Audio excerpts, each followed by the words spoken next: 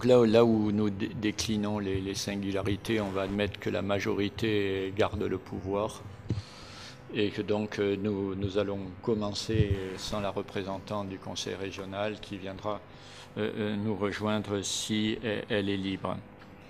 Alors, je rappelle que l'objet de cette table ronde, le thème était les nouveaux périmètres de l'intervention et qu'il y avait un petit chapeau qui a annoncé la séance de cet après-midi, qui était « Existe-t-il une convergence entre des politiques publiques des collectivités locales, des politiques étatiques et les politiques européennes ?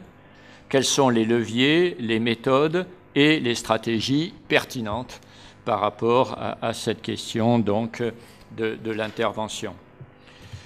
Pour cette table ronde, en attendant que éventuellement Nathalie Manet-Carbonnière, qui est conseillère régionale déléguée au TIC, vienne nous rejoindre, j'ai à ma droite Luc Pabeuf, président du CESR Aquitaine, que je ne présente pas compte tenu de ce que vous le connaissez tous.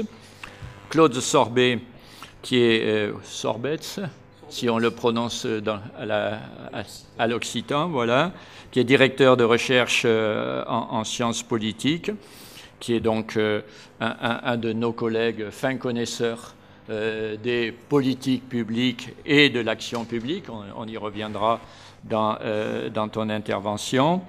Et Isabelle Terrasse, qui est directrice de l'INRIA de Bordeaux, qui, au milieu de gens des sciences plus sociales, nous fait le plaisir d'être présente en tant que représentant de ce grand institut, fruit du plan calcul, et donc de la politique gaulliste qui fait partie des nostalgies de certains.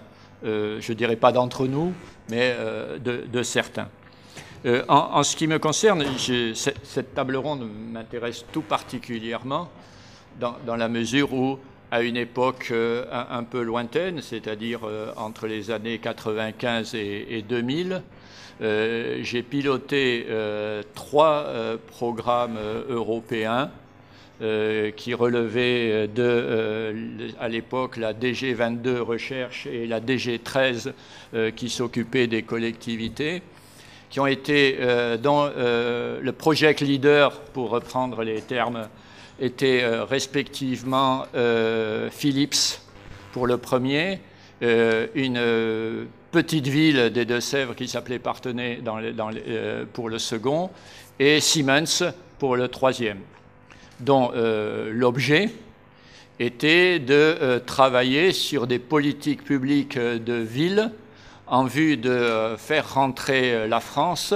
dans la Société européenne de l'information, avec une volonté de développer le territoire de ces villes selon une logique de mobilisation des citoyens, ce que l'on appelait le Social Pool Public Policy Drive, par opposition au Technological Push et Market Drive.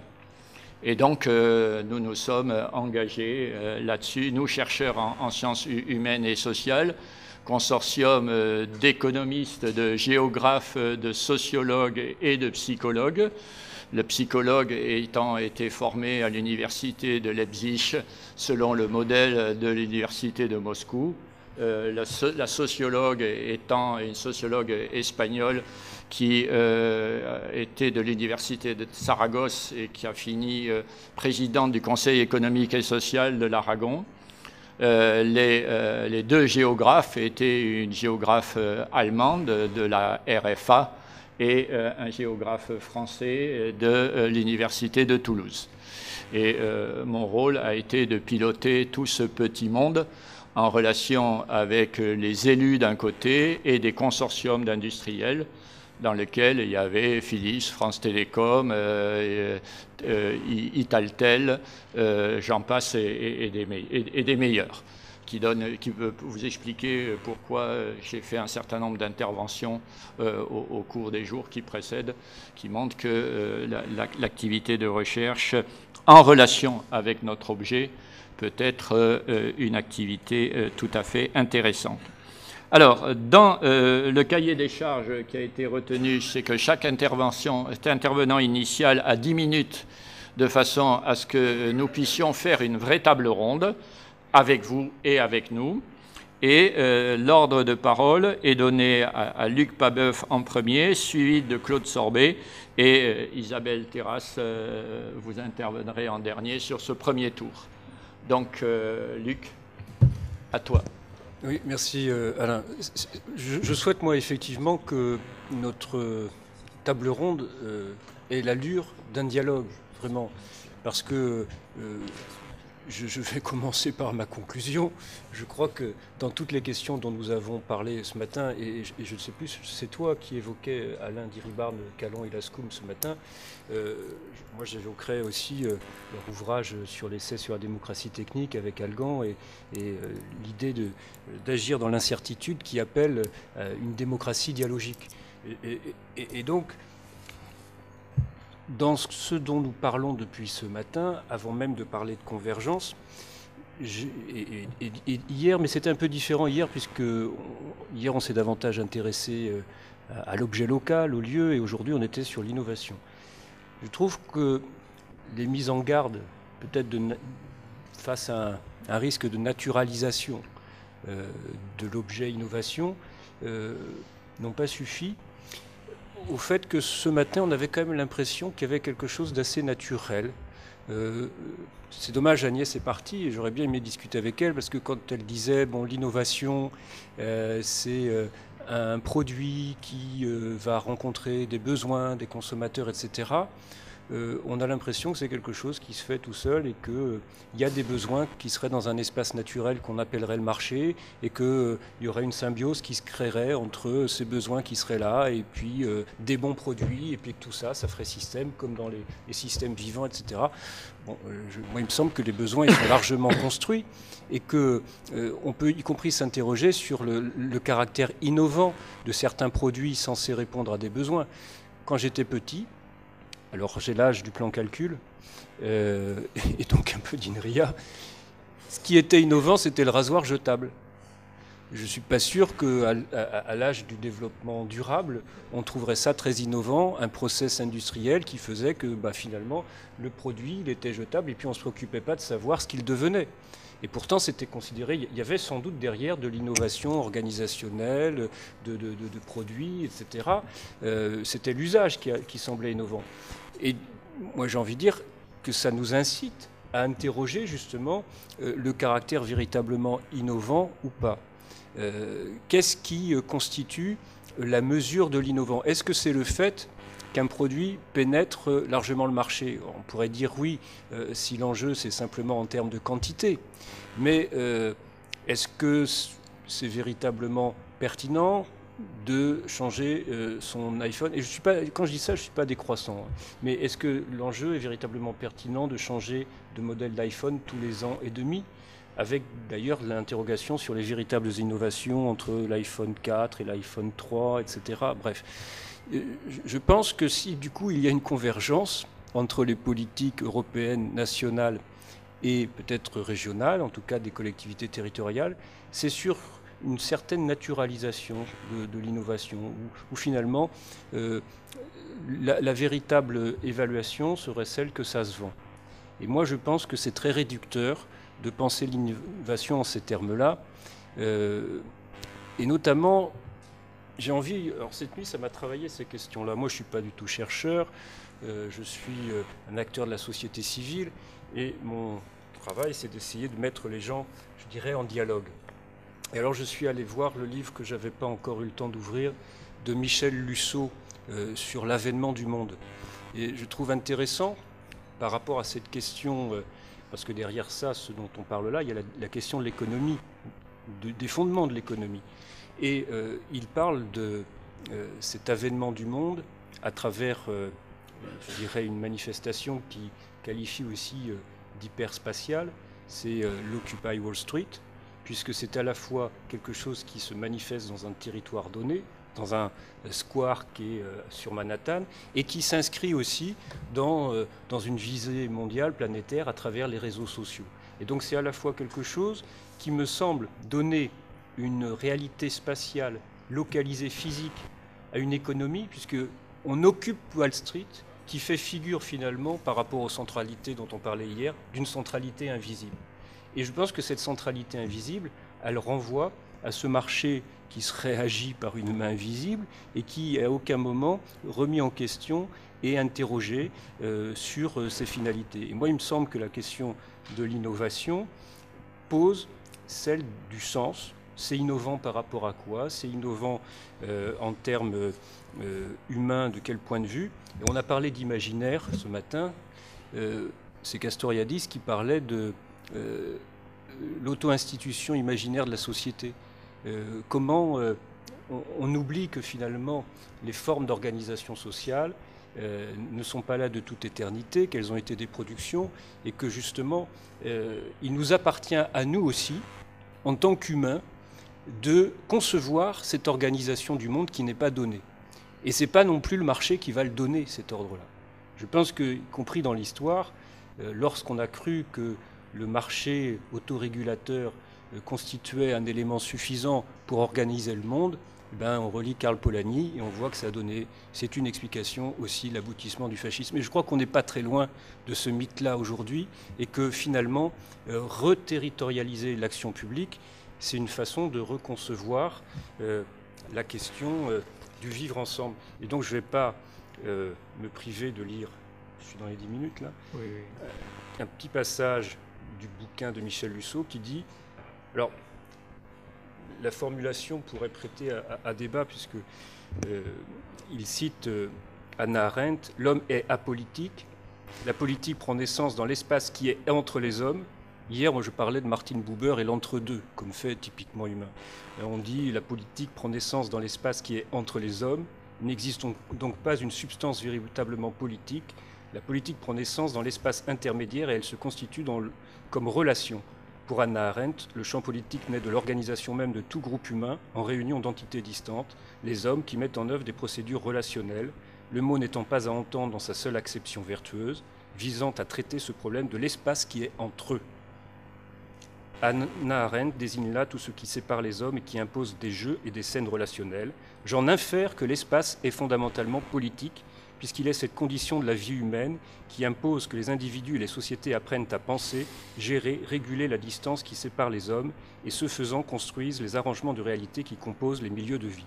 Mais je pense que la question de l'espace est une façon de réintroduire, y compris sur la question économique, du politique, c'est-à-dire non pas il y aurait le marché qui nous indiquerait ce que sont les bons produits innovants, etc., mais il nous oblige à réfléchir sur ce qui nous semble, nous, mériter cette valeur de nouveauté, parce que le sens de nos existences n'est pas donné, et il est à construire. Il est d'autant plus à construire que si le monde, je reprendrai non pas l'idée de l'avènement du monde, mais finalement le tout-monde d'Édouard Glissant, si ce monde-là est un chaos, eh bien, il nous appartient de lui assurer une pérennité dans le fait de penser le vivre ensemble.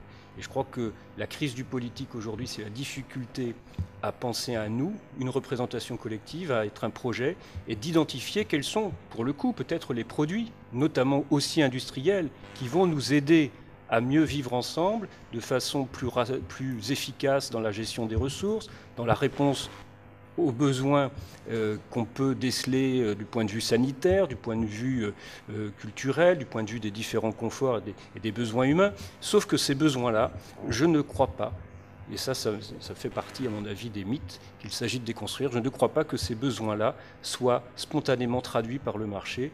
Et du coup, je souhaiterais qu'on ait un dialogue peut-être sur quels sont les critères de l'innovation, et c'est peut-être une façon de rapprocher l'idée d'innovation technologique et d'innovation sociale. Et il me semble que dans la manière dont on a parlé jusqu'à présent des facteurs d'innovation, par la dimension relationnelle, etc., par ce qui a été dit aussi ce matin par Marie-Christine Leblanc, que finalement, ce qui était important pour que les gens soient créatifs, c'était la qualité de vie.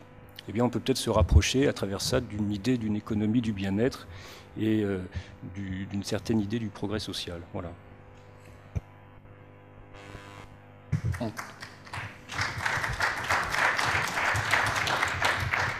On te re-questionnera avec ta casquette de président du Conseil économique et social pour savoir en quoi tu traduis ça, ou le Conseil traduit ça en logique d'action. On traduit ça en disant que voilà, la démocratie, c'est le caractère public de la délibération, pour continuer avec l'idée d'Amartya Sen.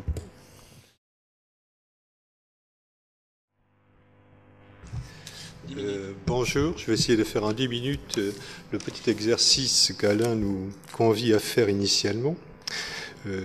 D'abord, je vais vous dire que la question qui est posée ici, la question du local ou de l'objet local, a balisé un petit peu tout au mode d'existence professionnelle au CNRS, du Cervelle vie locale, à Cervelle qui déclinait plus vie locale mais territoriale, et c'était des changements qui ont été mentionnés hier par rapport au colloque de 91, jusqu'à maintenant où effectivement dans le spirit, puisque le centre a changé pour devenir, le T terminal était territoire quand même, et le centre Émile Durkheim, qui est maintenant la forme achevée de la rencontre des politologues et des sociologues bordelais.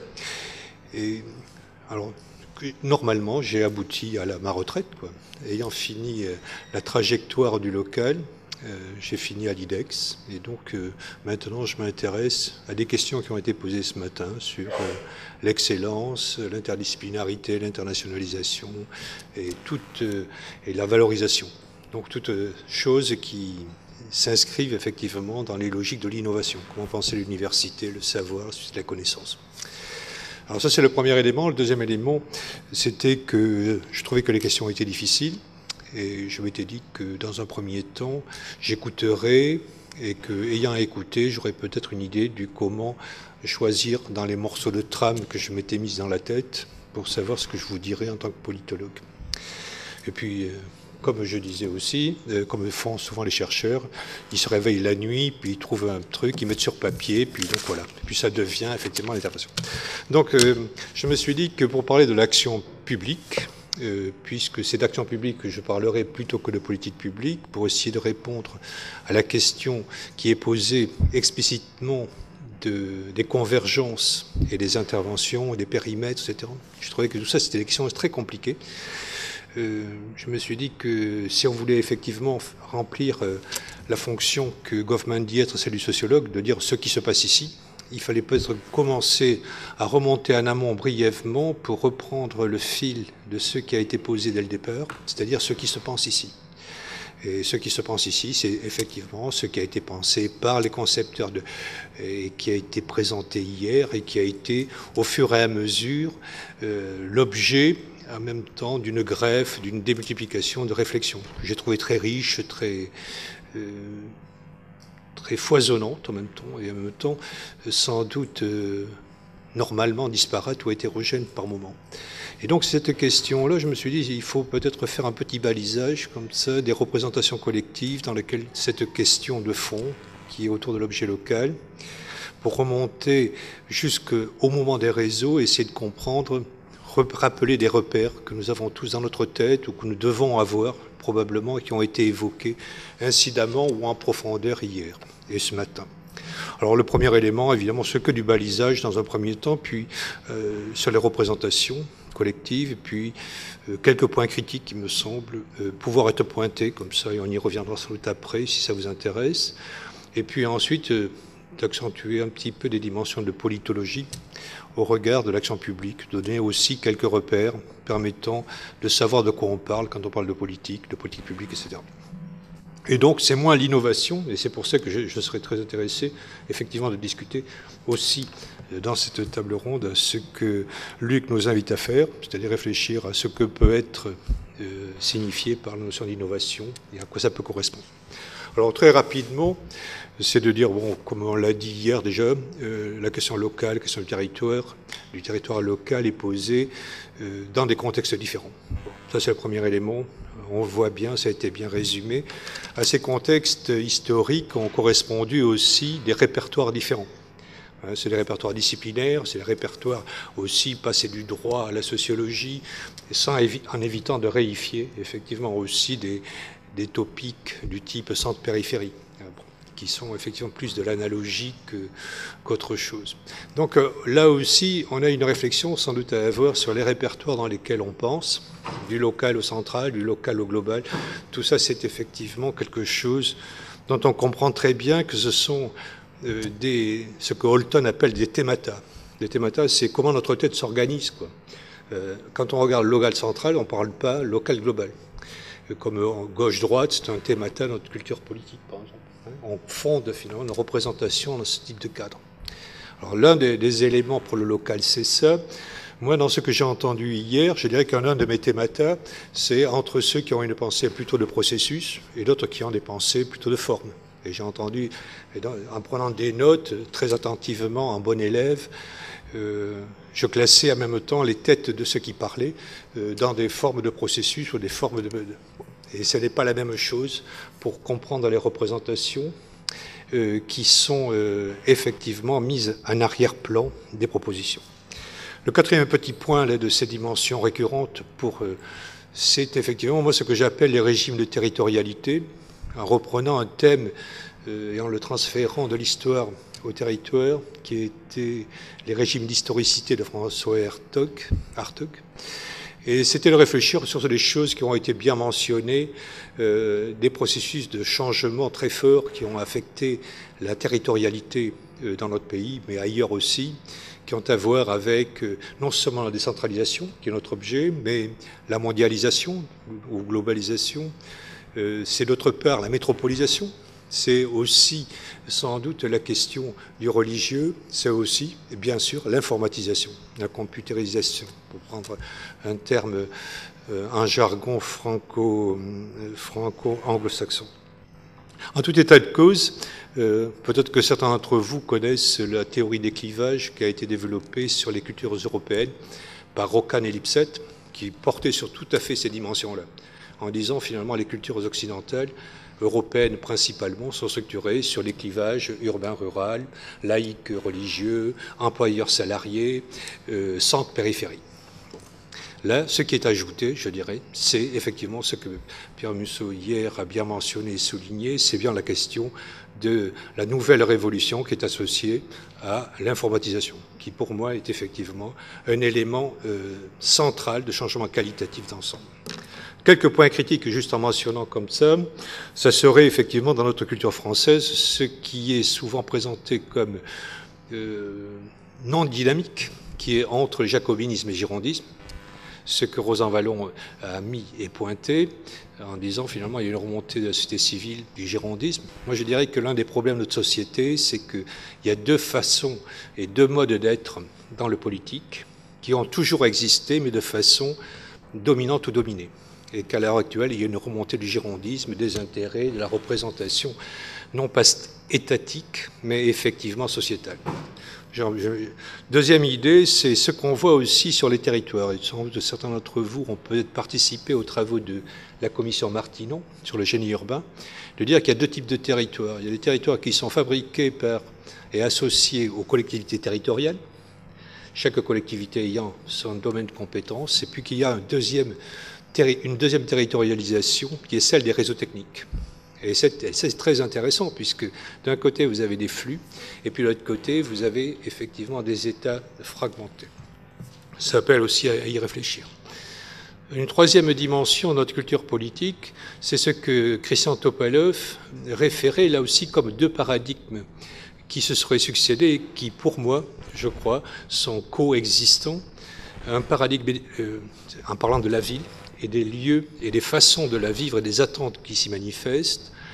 D'une part, il disait, on passait d'un paradigme aménagiste, on fait des réseaux, on fait de la mobilité, on fait un certain nombre de choses comme ça, puis on passe à un paradigme écologique, qui serait un paradigme dans lequel on attend de retrouver dans la culture la nature, le vert, l'eau, etc.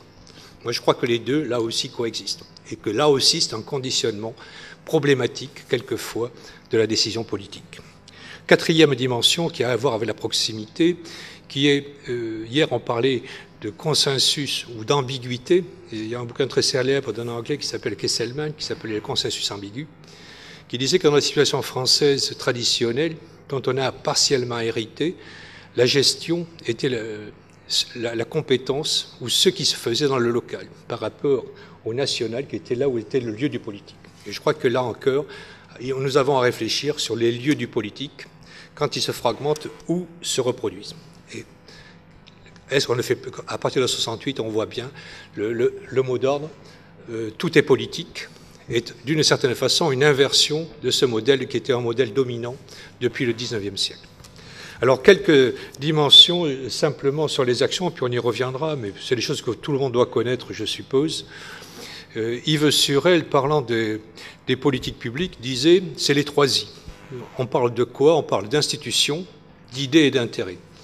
Moi, j'ajouterais qu'il faudrait peut-être parler d'un 4I, le 4e étant « quelle est l'information ?» C'est-à-dire que si on veut passer à l'opérationnel, ce n'est pas simplement quelle est l'information utile pour participer à la décision. Alors je dirais là 4 choses, 4 petits points, et puis là aussi quelques points critiques. 4 points rapides. Quand on parle de politique, en réalité, on parle de 4 dimensions.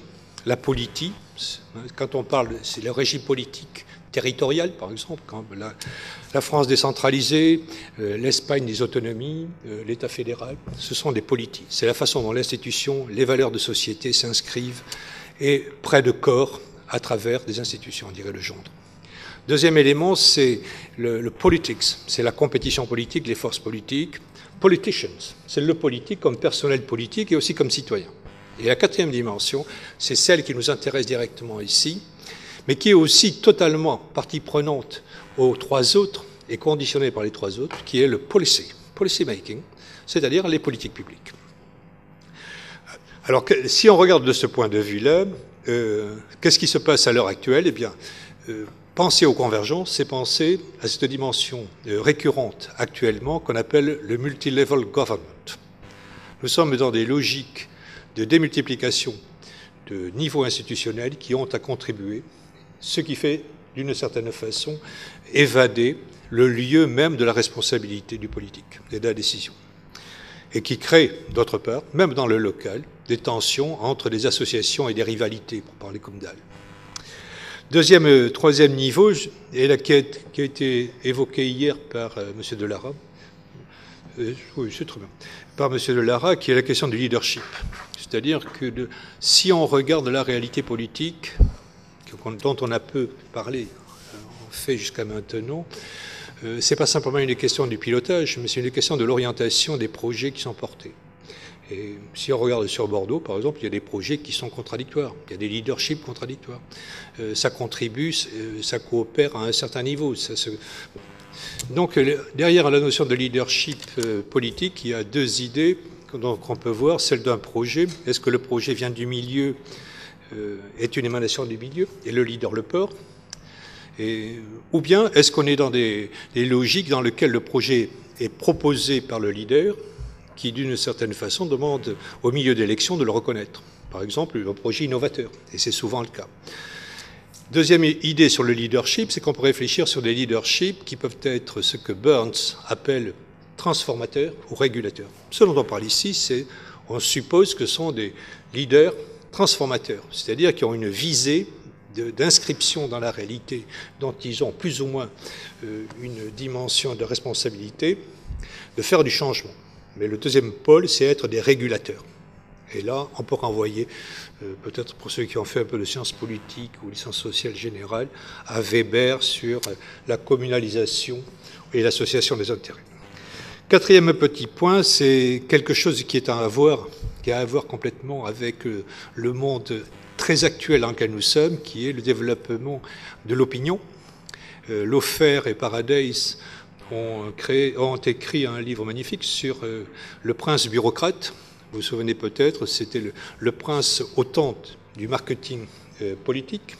Ça veut dire quoi? Eh bien, c'est les logiques rhétoriques qui sont partie prenante à la pratique de la communication politique, et qui est l'une des dimensions qui est le problème que nous avons aujourd'hui dans notre France très contemporaine. Point critique à partir de là, je dirais, voilà, il faudrait peut-être réfléchir, quand on parle de l'innovation, on peut le voir comme le fait Joseph Gusfeld, par exemple, sur la construction des problèmes publics. L'innovation est à l'heure actuelle un problème public. Moi, chaque fois, tous les jours, toutes les semaines, je vois à l'IDEX comment construisons des problèmes publics.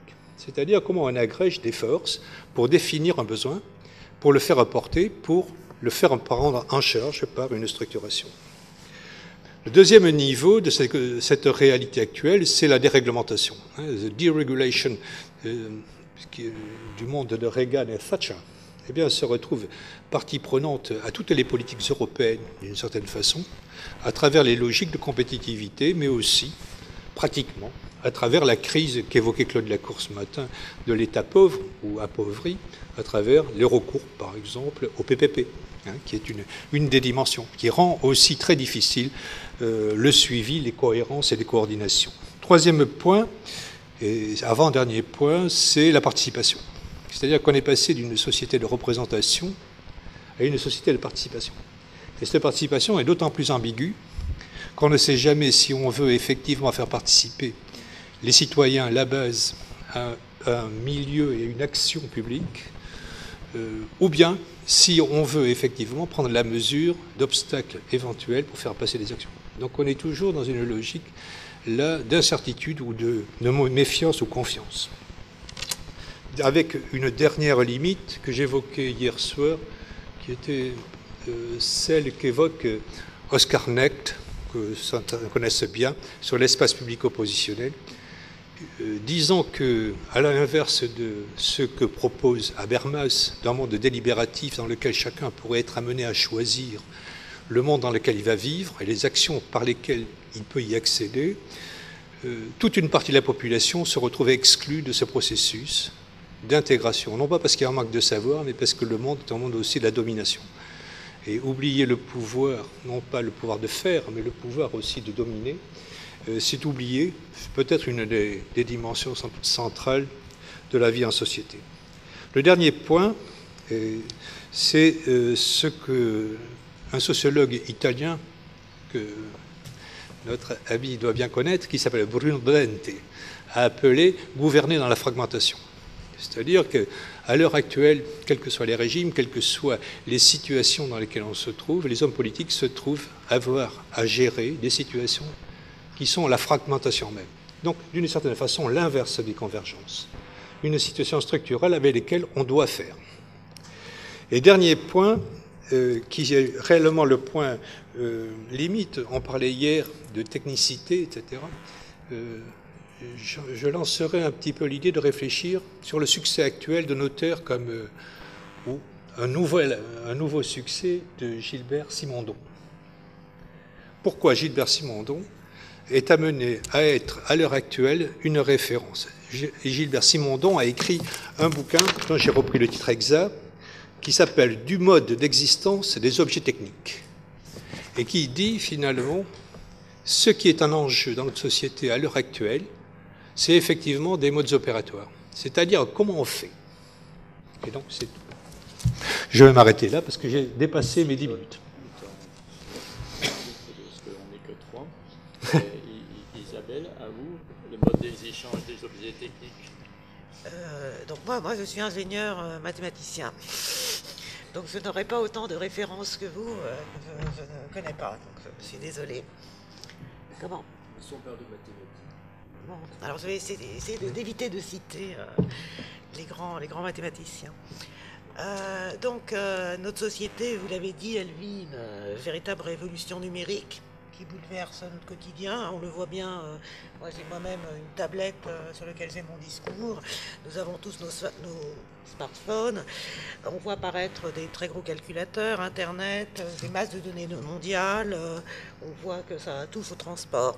Et derrière, ça repousse un peu pour le grand public les limites de l'impossible et ça pose maintenant des sujets à controverse, des grands questionnements éthiques. On a vu lorsqu'il y a eu l'adoption de la loi Hadopi que ça a suscité des émois et que ça continue de les susciter.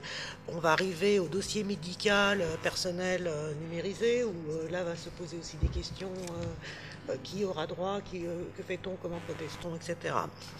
Donc depuis qu'on a cette démocratisation du numérique et un peu partout dans nos provinces, plus ou moins bien d'ailleurs, plus ou moins bien desservies, il y a des vraies questions qui se posent. En particulier sur les conséquences de nos activités humaines. Donc on est vraiment embringué dans un circuit de réflexion. Donc INRIA, que je représente ici, qui a 46 ans, je le sais aussi très bien, est un acteur majeur dans l'ère du numérique son nouveau logo dit que c'est inventeur du monde numérique à l'interface des sciences informatiques et mathématiques. Donc on a enlevé notre ancienne appellation d'Institut national de recherche en informatique et automatique qui ne voulait plus rien dire pour vraiment parler de ces sciences du numérique qui sont beaucoup plus dont le mot interpelle beaucoup plus. Donc notre valeur ajoutée, c'est censé amplifier, accélérer les impacts scientifiques. Donc premier point, mais aussi technologique. Donc là, on quitte la recherche pour aller dans le développement économique et sociétaux. Donc économique, c'est quelque chose qui était dès la création de l'Institut avec sa double tutelle, Institut de ministère de l'enseignement supérieur de la recherche, ministère de l'Industrie, était quelque chose d'une vocation. Et on voit apparaître depuis ces dernières années cet impact sociétal, qui est que le numérique doit prendre en compte l'humain et doit ne pas être qu'une plus-value que dans le secteur de l'industrie, le secteur de l'économie, mais aussi auprès de nos collectivités. Et c'est se poser cette question, comment le numérique apparaît. Et on voit que d'un point de vue étatique, maintenant on a même un ministre délégué qui est chargé des PME, de l'innovation et de l'économie numérique. Donc ce mot-là, il est partout. Donc c'est pour revenir sur cette partie locale globale. Donc je vais reprendre un peu pour un institut national. Déjà, ça commence par une volonté étatique. Donc j'ai cité tout à l'heure le plan calcul. Donc c'est bien dès 67 le fait qu'il y ait eu une volonté gouvernementale très forte du général de Gaulle, et poussée par la présidence, à l'époque, d'avoir une industrie nationale informatique en même temps qu'une filière industrielle. Donc c'était fondamental. Il y a eu le plan calcul et donc il y a eu une politique volontariste. Bon, en même temps, on avait tous les développements autour. On voit les grands organismes comme le CEA qui sont nés un peu avant, mais ça partait de cette même ambition. Et donc une politique très forte. À partir de cette décision nationale de se dire nous voulons une filière industrielle et scientifique en informatique et mathématiques appliquées, très tôt il y a eu le fait de s'installer en région, c'est-à-dire dans les territoires. Donc création de l'Institut 67, 75 on crée, il y a l'IRISA qui devient l'unité de recherche de Rennes en 75. L'unité de recherche de Sophia Antipolis, qui vient aussi de la volonté d'un homme politique sur place de vouloir créer aussi cette espèce de Silicon Valley il y a 30 ans, puisque Sophia va fêter ses 30 ans. On voit apparaître le centre de Lorraine, associé au Lauréat en 86. Le centre Rhône-Alpes, d'abord Grenoble, lié avec la présence d'une école d'ingénieurs très forte à ce moment-là, puis sur Lyon. Voilà, donc il devient le centre Rhône-Alpes en 92.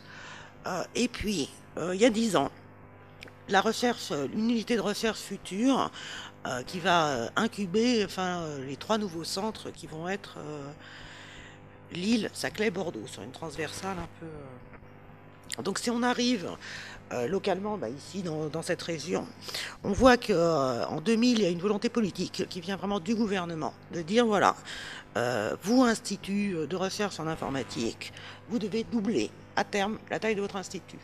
Donc ça, c'est une volonté politique. Après, il y a le choix de la mettre en œuvre. Et la façon de la mettre en œuvre, c'est fait de 2 façons. C'est-à-dire en augmentant les moyens dans les différents centres existants et en créant encore donc les fameux 3 nouveaux centres.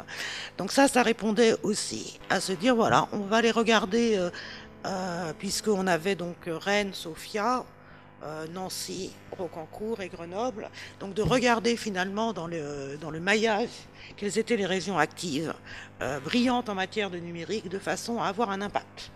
Donc là, on s'installait dans des endroits où il y avait déjà de la connaissance, alors qu'à Rocancourt, à Sophia, ça a été créé ex nihilo.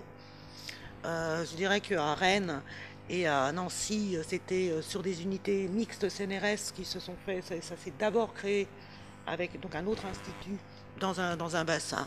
Et donc là, dans les années 2000, il y a eu un tour de France des régions, une volonté de mailler le territoire, et donc la création, le choix de l'île pour son attractivité aussi vers les Flandres, Belgique et le Royaume-Uni. Le plateau de Saclay, puisque la région parisienne c'est très compliqué et que finalement on l'a même vu au moment des investissements d'avenir, beaucoup d'initiatives sont nées, donc les Paris pairs, les Paris impairs, donc finalement le plateau de Saclay représentait aussi un potentiel qui n'était pas encore visible, et Bordeaux. Alors Bordeaux sud-ouest, ça aurait pu être Toulouse. Je dirais presque, ça a failli être Toulouse. Ça s'est heurté, donc justement, une volonté nationale, un institut national qui souhaite s'installer en région.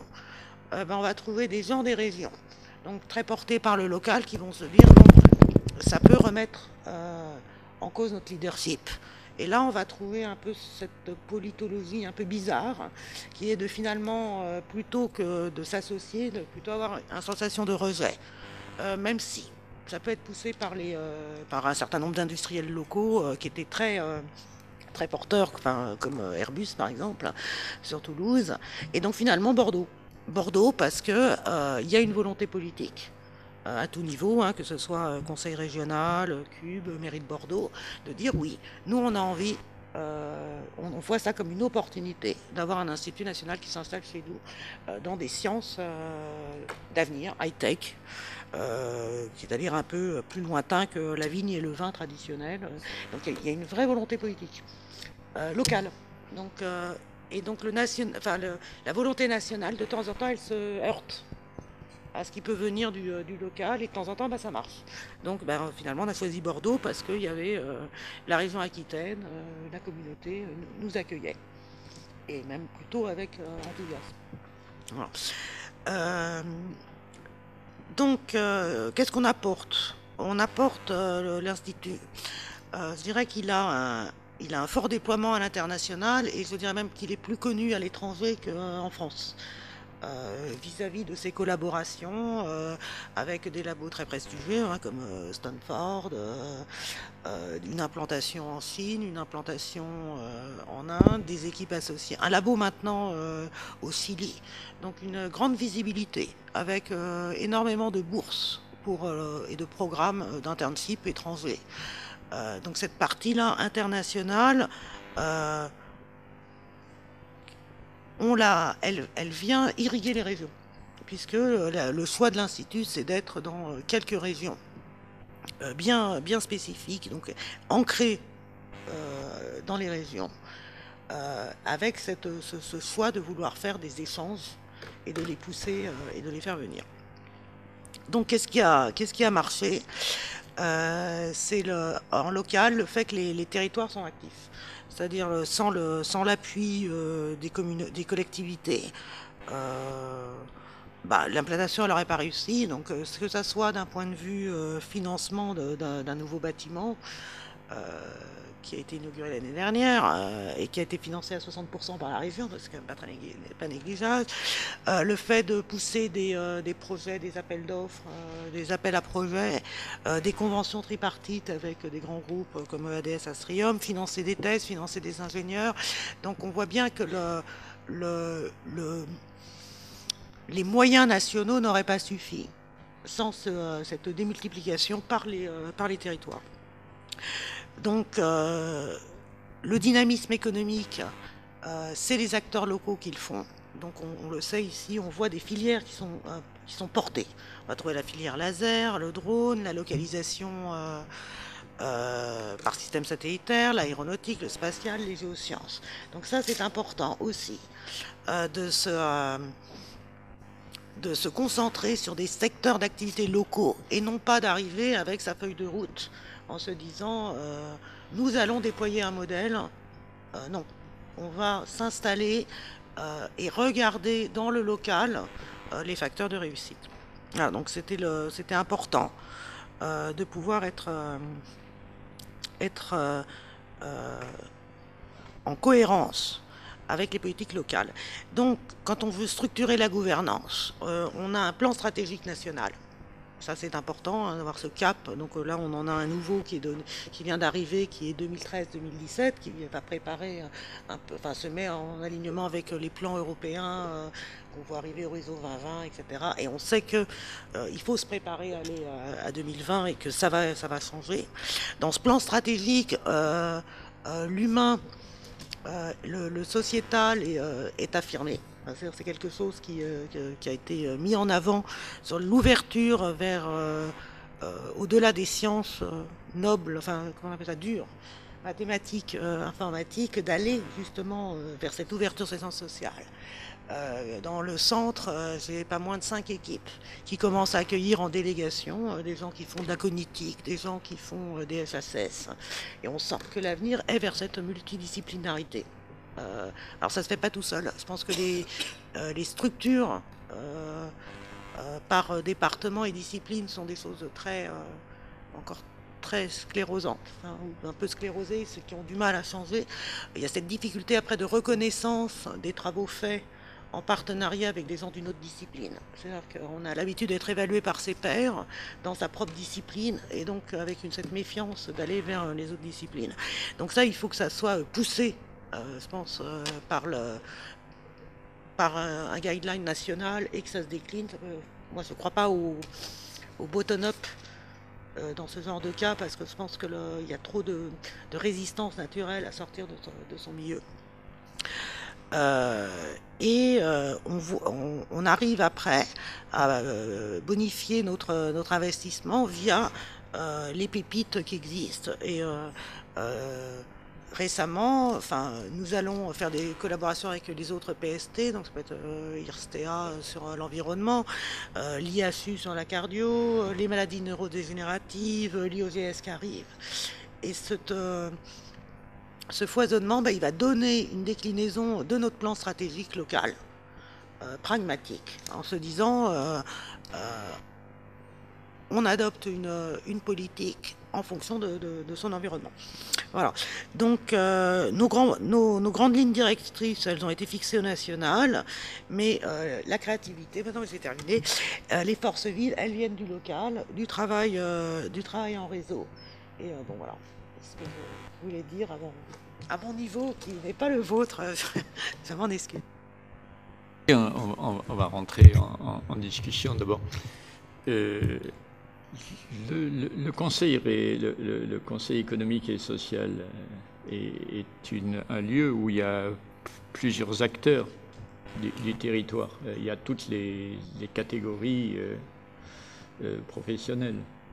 Est-ce qu'il a une vision différente au même niveau de ce qu'aurait le conseil régional ? Et où est-ce que l'hétérogénéité d'acteurs n'a pas d'influence par rapport à ce que serait la logique de niveau ? Alors, il y a plusieurs questions dans ce que tu dis là. D'abord, je pense que je vais revenir à ce que disait tout à l'heure Claude. Il évoquait les 3 I de Surel. Finalement, la question qu'on peut se poser, c'est quoi, ça sert à quoi une politique publique aussi ? Dans les approches cognitives, hein, où l'idée c'est que c'est Pierre Muller qui dit une politique publique, ça ne sert pas à résoudre des problèmes, ils sont résolus par d'autres, ça sert à produire des représentations partagées. Et que on peut se demander finalement si la question qui est posée sur aujourd'hui l'innovation, etc., c'est comment on construit ensemble une représentation justement aussi de l'Internet du futur. Est-ce que c'est simplement les usages marchands qui vont le déterminer ou est-ce qu'il n'y a pas des enjeux qui vont au-delà ? Et ça, c'est une question politique qui ne peut pas être résolue dans la manière dont on a peut-être porté les questions de société et dont le plan calcul et l'illustration, c'est-à-dire dans une vision. Il y avait une vision, voire des visions du monde avec un certain rôle de l'État, organisateur, aménageur, tout ce qu'on voulait, qui procédait aussi d'un rapport entre la pratique et la science et le savoir, et que finalement la science du gouvernement consistait à décliner un univers de connaissances qui était finalement rassurant. On a parlé d'hypermodernité, mais la postmodernité de Lyotard, c'est aussi la fin des grands récits.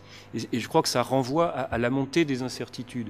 Et du coup, moi je dis quelquefois sous la forme de la boutade, la somme des éclairages d'un objet par la science ne produit pas la solution lumineuse. Et que c'est bien parce que, en agrégeant les savoirs, on ne réduit pas l'objet à une certitude, il y a toujours une dimension de pari collectif. Et c'est la question de la démocratie. Finalement, l'enjeu de la démocratie, c'est de faire des paris ensemble. Et du coup, pour faire des paris ensemble, il faut qu'on arrive à partager des représentations. Ce qui veut dire, quand je parlais tout à l'heure que la démocratie, c'est le caractère public de la délibération, ce qui est important, c'est comment, dans la confrontation des points de vue, on arrive à produire des représentations. Alors, ça ne veut pas dire qu'il n'y a pas de conflit, d'intérêt, de divergence, etc. Mais on accepte au moins que ce soit dans le registre aussi du langage, qu'on puisse, je dirais, dépasser les contradictions et les conflits d'intérêts, et pas dans la guerre. La République, c'est justement le fait de miser sur la dimension culturelle pour surmonter les désaccords, les contradictions. Et donc, la différence, pour le coup, entre un lieu tel que le Conseil économique et social, c'est que finalement, on est beaucoup moins dans des postures qui sont d'ordre oppositionnel, de principe, et je dirais un peu impératives, parce que dans nos assemblées, finalement, le dialogue s'inscrit de façon beaucoup plus ouverte que dans les jeux de majorité, d'opposition des appareils politiques classiques. La différence entre les arènes et les forums, si on reprend une terminologie de politiste, où là, je crois que la manière dont est constitué ce forum de la société civile organisée, il peut se produire des interactions que je n'identifie pas avec la même, je dirais, ouverture dans des assemblées plus politiques. Et du coup, la question que tu me poses, c'est est-ce qu'on se représente la réalité régionale de la même façon ? Je ne crois pas, et y compris parce que les interactions sont donc différentes, les enjeux sont différents par rapport aux logiques d'appareil. Et une autre réalité, c'est que les phénomènes multidimensionnels, parce que finalement, dans l'idée multilevel ou d'échelle, ça voudrait dire qu'il y a peut-être une hiérarchie. Or, d'une certaine façon, dans cette hyperdimension, il n'y a plus forcément de hiérarchie, mais il y a l'idée d'une continuité entre le local et le global. Et moi, ce que je regarde, ce que je vois dans les organisations de la société civile, c'est que souvent, notamment pour des structures qui vont représenter des branches, il y a une certaine continuité entre le point de vue de la branche nationale et locale. Il y a moins ce phénomène d'approche très territorialisée des choses qu'on identifie par exemple en ce moment dans la loi de décentralisation, où on voit bien des conflits entre des niveaux de territoire. Pourquoi la loi de décentralisation elle est retardée ? Parce que quand on n'arrive pas à s'entendre entre les agglomérations et les régions, finalement on segmente le truc. À l'arrivée, d'ailleurs, ça va être très compliqué parce que les métropoles vont arriver en tête, après il va y avoir les régions, sauf qu'on doit confier aux régions la gestion des fonds européens, et dans le même temps, il y a la loi sur l'enseignement supérieur et la recherche qui va concerner et les métropoles et les régions, et puis il y a la réforme des IUFM, etc. Donc on voit très bien que c'est très compliqué. Pourquoi ? Parce que dans les approches, je serais tenté de dire en l'absence d'élus locaux ici, mais je trouve que souvent dans les approches via les élus locaux, très vite, cette articulation des différentes dimensions du territoire devient conflictuelle, mais pas sur la base d'une représentation, je dirais, de ce qui doit orienter l'action publique, mais plutôt sur la base de compétition du pouvoir. Et je pense que cette logique concurrentielle, elle est aussi un avatar de cette logique de concurrence généralisée, parce que dans cette représentation des politiques publiques, le référentiel général dont nous parlait Bruno Jobert au tournant des années 80, c'est le marché. Et que d'une certaine manière, on n'interroge pas la question de qu'est-ce qui détermine l'orientation générale, la représentation du vivre ensemble. Dans ces rapports entre le pouvoir, le marché, le vivre ensemble, sur le terrain particulier que tu connais bien, qui est la construction de l'ensemble supérieur, enseignement supérieur, recherche, oui. Version aux 4... On pourrait partir alors de ce que Mme Terrasse a dit, parce que l'un des problèmes que nous avons, mais c'est vrai avec nos organismes de référence aussi, le CNRS, c'est que les universités sont des administrations sectorielles. Et toute administration française est constituée sur un clivage, administration sectorielle, administration territoriale. Le sectoriel, c'est géré par les établissements publics. Les territoires sont gérés par des collectivités territoriales. Et là, ça change complètement les données du problème, parce que les secteurs qui sont traités par l'université se trouvent être l'objet de politique du centre, principalement. Et là, c'est typiquement un grand projet. Pierre Muller, que Luc citait tout à l'heure, est un sociologue et politologue qui travaille sur les politiques cognitives et qui a travaillé sur des politiques qui sont inscrites dans des logiques très volontaires. Et dans les termes que vous avez employés, c'est tout à fait ça. On définit un objectif, et c'est un modèle très traditionnel de l'administration française. On disait qu'il y a un modèle rationnel dit jacobin en France de l'État centralisé. On décide des objectifs et on décide des moyens pour l'atteindre. Alors après, on les atteint ou on les atteint pas, ça c'est un autre problème. Mais pour les grands projets, on met le paquet.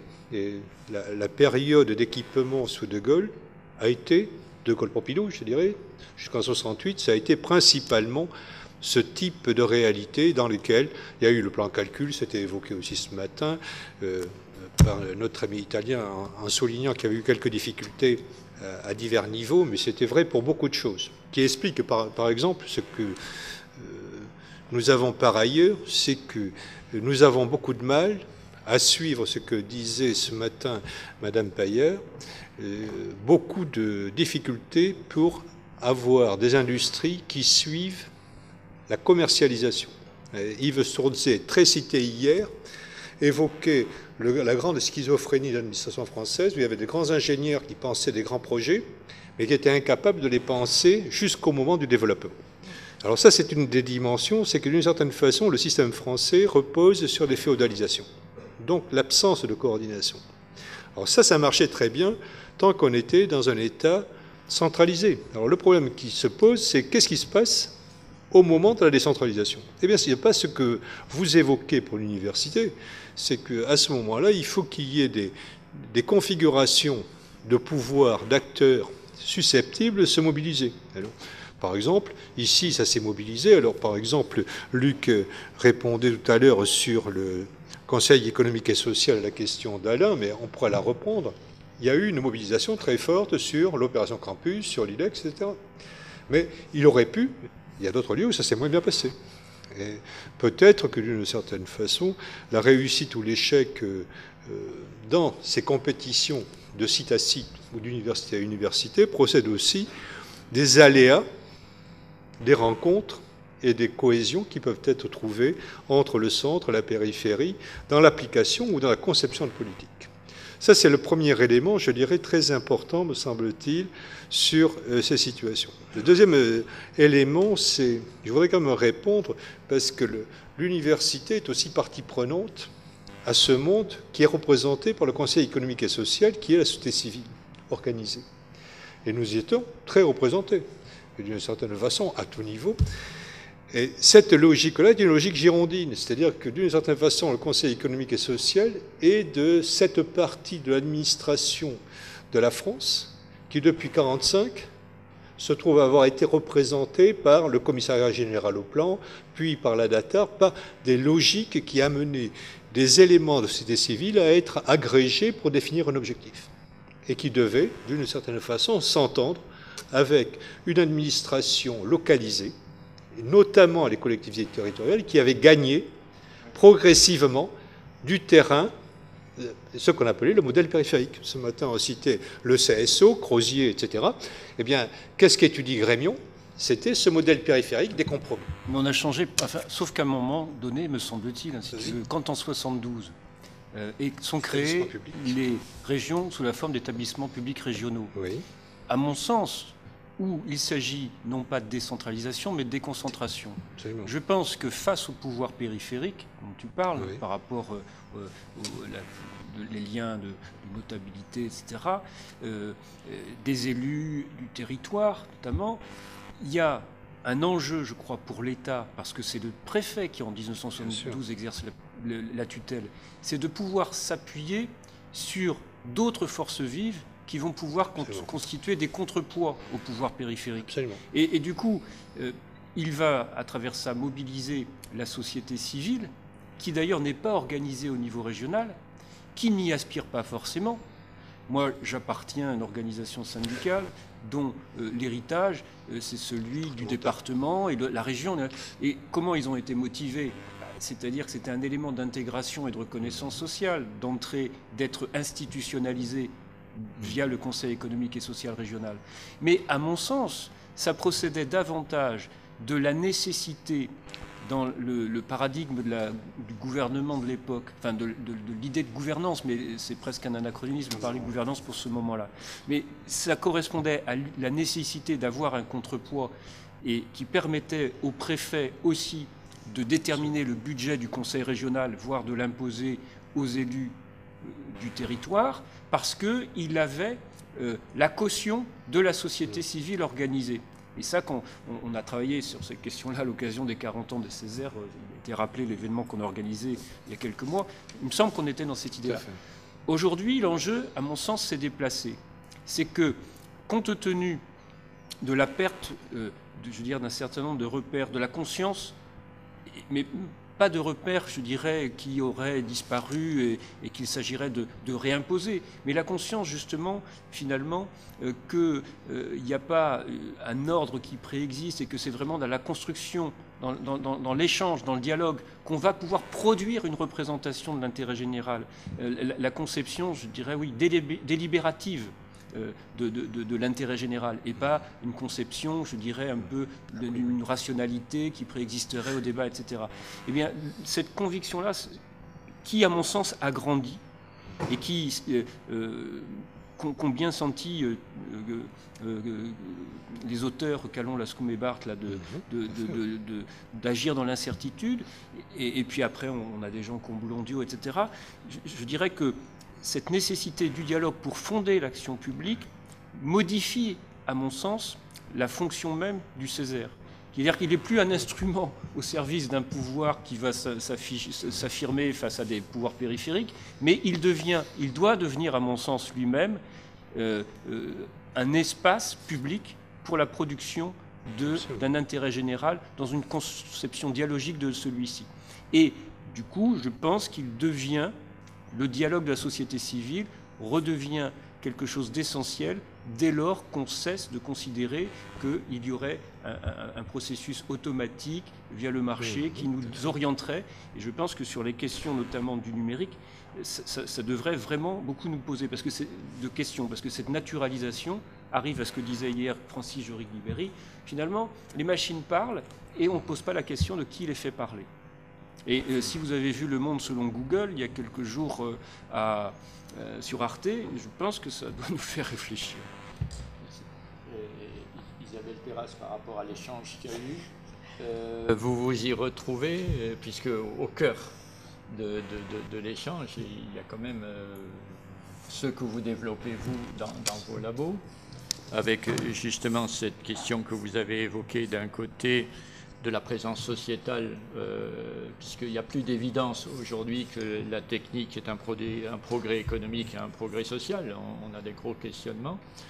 Par ailleurs, j'en profite aussi, vous avez un volet important à l'INRIA qui est aussi la création de spin-off et de start-up. Moi, j'avais beaucoup travaillé avec Laurent Cotte à une époque autour de ça. Ça a été un élément de débat avec vos partenaires régionaux et locaux, ou pas du tout? Alors, enfin, là, il y avait donc plusieurs remarques. Oui, le numérique séduit, je pense, parce que tout le monde y est habitué. Le progrès techno fait peur. Et on est en plein dans cette difficulté avec le fait que nos recherches, on est toujours en limite maintenant de l'éthique. Si on commence à dire, ben voilà, on aura des mécanismes directement comme le BCI, le Brain Computer Interface, qui permet... Donc derrière, il y a un fabuleux progrès pour les personnes déficientes, etc. Donc on peut le voir comme un axe de progrès. Je pense qu'actuellement, on le voit comme un acte de méfiance dans la société. Il y a ce... enfin, démocratiser, enfin, expliquer nos recherches, c'est difficile. Et c'est devenu un enjeu. C'était pas vrai. Dans les années, comme vous disiez, des années très jacobines, où toute la société partait vers le progrès, parce que tout le monde se sentait concerné. Avec une aspiration. Là, on est on a vraiment l'impression d'avoir des freins partout. Et il faut expliquer l'impact sur le monde économique, sur le fait que cette recherche qu'on fait n'a pas pour but de créer des robots, mais elle doit générer, c'est là où je rebondis sur la deuxième fin de votre question, elle doit générer un transfert de valeur ajoutée. Elle doit créer... qui crée des emplois, c'est pas les grands groupes industriels qui ont beaucoup profité justement de ces années jacobines, puisqu'on a vu parce que certainement qu'à l'époque il était nécessaire d'avoir une approche très nationale, très arsenal de la société, de se dire oui, on va mettre capitaliste et l'État met son investissement. Maintenant, ce qu'on voit, c'est que la valeur ajoutée, on veut l'emploi. On veut l'emploi de nos jeunes, c'est ça qui va pousser la société. Et c'est ça qu'il faut expliquer, c'est-à-dire aller vers cette création de valeur. Mais tu dis, voilà, il faut que ça produise de la valeur ajoutée, mais comme si la notion même de valeur ajoutée allait de soi. Enfin, la question la somme des valeurs ajoutées, c'est le PIB. Et on se rend bien compte que apprécier, je dirais, la performance économique que du point de vue du PIB nous amène à ne pas tenir compte aussi, à côté de la valeur créée, la valeur détruite. On dit souvent que voilà, lorsqu'on éteint un incendie, lorsqu'on intervient sur une marée noire, on augmente la valeur ajoutée.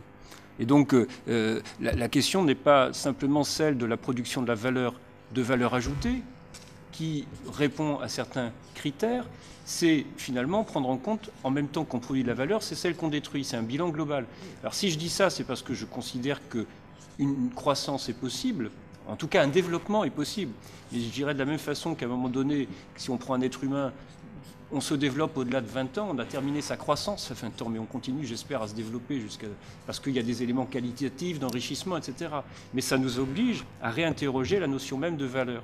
Et du coup, sur ces technologies-là, la peur que ça suscite, est-ce qu'elle ne tient pas au fait qu'une partie des valeurs nouvelles qui sont produites à travers le numérique ignore aussi d'autres éléments de valeur qui sont détruits, et on a du mal à avoir une vision globale en termes de solde de valeur, quoi.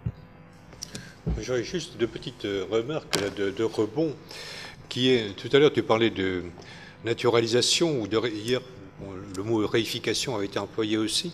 Je crois que le mot le plus difficile à assumer, que j'ai entendu ce matin aussi, parce qu'on en emploie quand on parle facilement du langage commun, c'est la notion de besoin, quoi. Il suffirait qu'on le regarde, quoi. Et on oublie tout le temps qu'il y a la construction. Mais même vous, tout à l'heure, quand vous disiez, finalement, il y avait sans doute besoin à ce moment-là. C'est un besoin qui est aussi un besoin construit. Et donc là il y a effectivement une dimension qui devrait être sans arrêt maintenue ferme à l'esprit, que les besoins, ils n'arrivent pas tout seuls. Ils arrivent construits par des demandes, et que ces demandes sont plus ou moins contradictoires. Donc, quand on essaie de faire ceci, on le fait par rapport à d'autres choses. Et dans l'activité, pour le peu je n'ai pas d'expérience très forte de la vie active, entre guillemets, si tant est que l'université soit une vie active ou pas active. En l'occurrence, quand même, je m'aperçois là pour la situation actuelle. Des fois, je suis assez effaré sur la construction des besoins qui sont en confrontation au sein de l'université, par exemple. Parce qu'il y a des modèles différents de référence. Il y a des références qui vont être l'université de recherche, par exemple. Et à ce moment-là, on va s'inscrire dans une logique de la compétition. Mais en même temps, le besoin, par exemple, de maintenir un système qui est inscrit dans la tradition de notre culture française, de l'université, va aussi construire un besoin. Le problème du politique, c'est qu'il y a des besoins qui ne sont pas compatibles. Voilà, ça c'est le premier élément. Et on fait comme si on allait faire des compromis. Et très souvent, le système français est un système à compromis. C'est-à-dire qu'on fait ceci et cela. D'où, ce matin, il était dit, je ne sais pas, peut-être par Alain, qu'on dépensait beaucoup d'argent, mais qu'on ne dépensait pas forcément de la manière la plus heureuse. Je crois que ça tient à ça aussi. Par exemple, vous faites dans une ville des parcs de stationnement au centre-ville et en même temps, vous faites une priorité au transport en commun. Vous apercevez qu'il va bien falloir avoir à un certain moment un type de solution de compromis qui va être de planquer des bus qui attendent pour les moments dans lesquels il faudra attendre les grands flux. Bon, parce qu'il y a des situations. Et dans l'université, c'est pareil. Et dans notre système, je crois qu'on est dans ces solutions-là. Ça fait que dans un monde idéal où les besoins seraient simplement à observer, où on serait dans un monde transparent, où le pouvoir n'existerait pas et les intérêts seraient immédiatement des intérêts communs, on n'aurait que des citoyens qui seraient des citoyens impartiaux, comme disent les libéraux. Le problème, c'est que ce n'est pas exactement comme ça que le monde fonctionne. Ça fait qu'on est tout le temps dans des logiques d'être pour partie instrumentalisé et instrumentaliseur de quelqu'un d'autre. Et c'est ces logiques-là qui me semblent être l'une des questions que pose de manière récurrente là, ces 2 journées. Qu'est-ce que c'est qu'innover dans les territoires? Comment peut-on le faire? À quelles conditions on peut le faire? Est-ce que la proximité est un élément favorable? Très longtemps, les élus locaux étaient très contents qu'il n'y ait pas de proximité. Parce que s'il y avait un État, on pouvait transférer tout ce qui ne marchait pas à une autorité externe. À l'heure actuelle, vous êtes confrontés en même temps à devoir rendre des comptes. Alors que ça donc d'où effectivement une difficulté à se coordonner. Parce qu'effectivement, les agencements ne vont pas de même. Compte tenu de ce qu'il y avait du retard au départ, je garde le temps pour la table ronde. Est-ce qu'il y a 1 ou 2 questions dans la salle qui sont des questions courtes auxquelles adressées à l'un ou à l'autre? Oui. Merci. Pardonnez si j'entre dans un champ qui est un peu éloigné de mes capacités disciplinaires. Je voudrais vraiment remercier les organisateurs et les participants pour avoir introduit le thème du pouvoir, le thème de leadership, le thème de distance possible entre les représentations et les besoins des collectivités et la traduction en termes de décision. Là, à mon avis, il faut vraiment prendre directement un problème que je vois comme observateur, comme homme de la rue, qui est le problème de l'accountability des élus.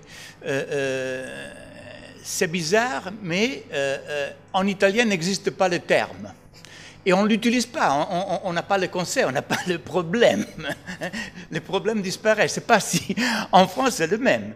Ce n'est pas capacité de rendre compte, responsabilité, parce que c'est capacité et de se faire juger jour par jour sur les décisions.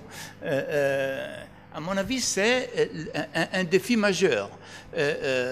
Et on voit que si on ne trouve pas même des instruments nouveaux, je ne sais pas si la planification participée et stratégique peut répondre à ça, mais j'ai vu beaucoup de plans stratégiques, ils peuvent fonctionner au niveau de la ville, pas au niveau de la métropole, pas au niveau de la région. Je n'ai jamais vu des plans stratégiques participer de succès à niveau régional. Là, il faut quand même donner des réponses. Autrement, dans des moments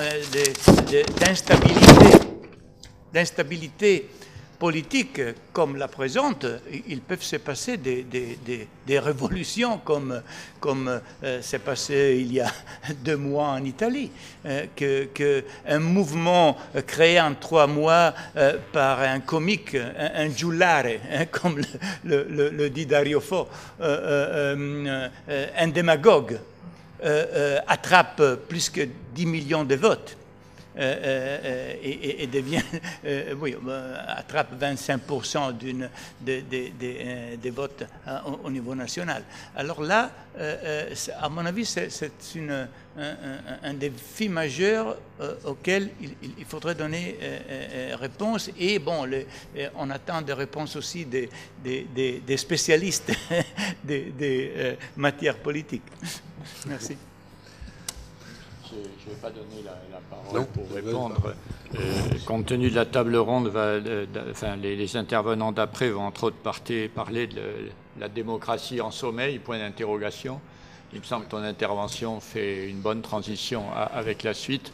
Merci à tous les 3. Et